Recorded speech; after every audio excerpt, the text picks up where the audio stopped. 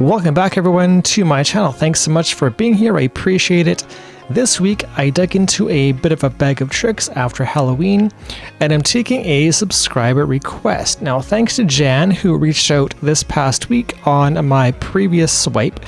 Now she'd recommended that I do a bit of a smaller swipe on some similar colors as my last pour. I'll link the video below if you want to take a quick peek.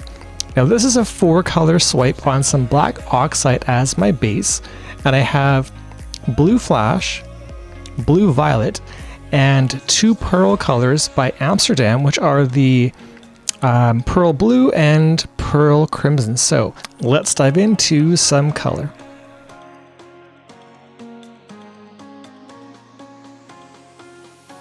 Now going in for a bit of color as my first pearl is going down. This is the pearl blue, I believe. And as for my second color is the pearl crimson. So I'm going to overlap these just a tad. So the second color is going over top about a third of the first bead of color, simply to allow for overlapping and making sure I've got no gaps in color once I'm through. Now, after the pearl, I'm going in for some folk art color shift acrylics, which are really pretty. I really recommend getting into them at least once or twice on your pours. Now this is the blue violet flash, again by folk art, and the last color is the blue flash, also by folk art, which is a super pretty color. If you haven't tried these color shifting colors, I do recommend. I think they're gorgeous, and this purple is really pretty.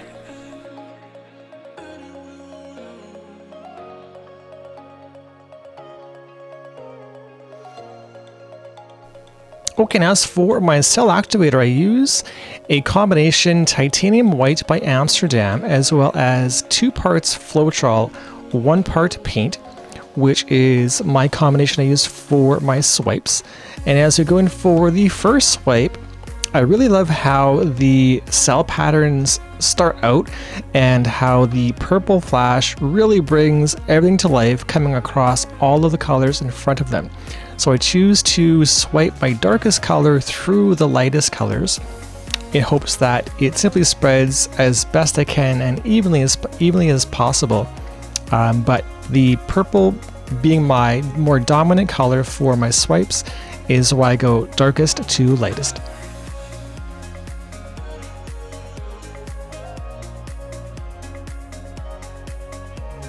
Now just filling in some negative space with some more color, so I'm going back to the pearls first, and also layering in the same order I did in the first pattern as well. So we want to layer, unless you're getting all wild and crazy, I layer them in order I did before, so that is simply my technique for my swipes on most occasions. I should try, I guess, having said it out loud, that I could try other swipes in different color variations. But as for this swipe, it was a bit of a smaller canvas, so I wanted to stay consistent with the color pattern and how things shook out. So back to my color shifting colors, wrapping up with the purple as well, and we'll see how these swipes turn out.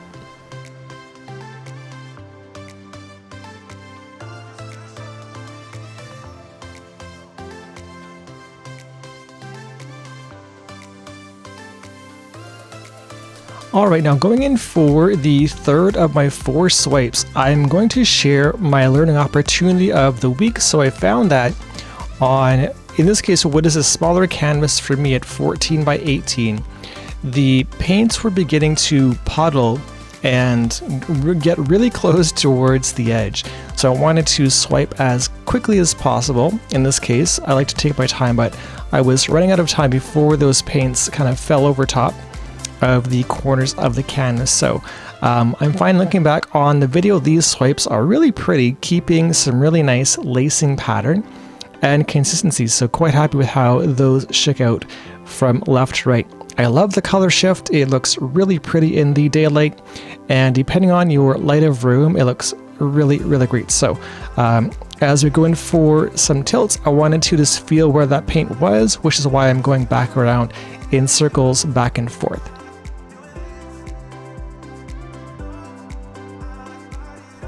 Okay, and going in for these first few tilts, I realized when I picked the canvas up something felt a lot different than previous pours. So it took me until about the first tilt coming off the canvas to realize what it was. Now normally I wear gloves, and when that paint hit my hands, I realized, oh no, I've got a whole big mess coming up on my hands, which is no problem, but I prefer to keep gloves on my hands for the sake of the mess, but also getting that paint into the garbage, not down in my sink. So mental note for next time, keep those gloves handy for the tilts, and again, keeping my mess to a bit of a minimum.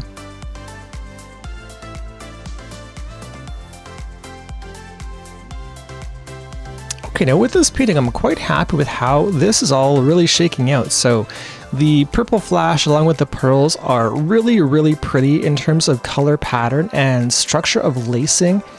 And the cell I got on top of that black oxide base. I do use black oxide quite often for my bases. I think that they really help with a really pretty color on top that gives it more shine or sparkle. So that's kind of my go-to for my base. Now I was having a hard time as well in terms of total paint on this canvas because I was a bit light. So I'm really tilting quite heavily, and I'm speeding up this video in a serious way, like 6 times regular speed. So I didn't get the design I was hoping for, but all in all, it looks quite nice looking back on the video as we see it. So I decided to skip this last corner and go right to the near end.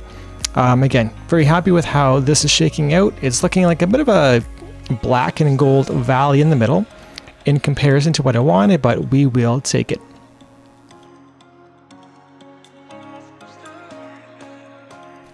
And now thanks again to Jan for the recommendation to give this a try a second time on a smaller canvas. I hope this tutorial was of some help on a smaller version canvas versus a big 20 by 24 like last week. And here is the overhead view of the final product. And again, here's some really cool, and I found the lacing stuck to the game plan quite well.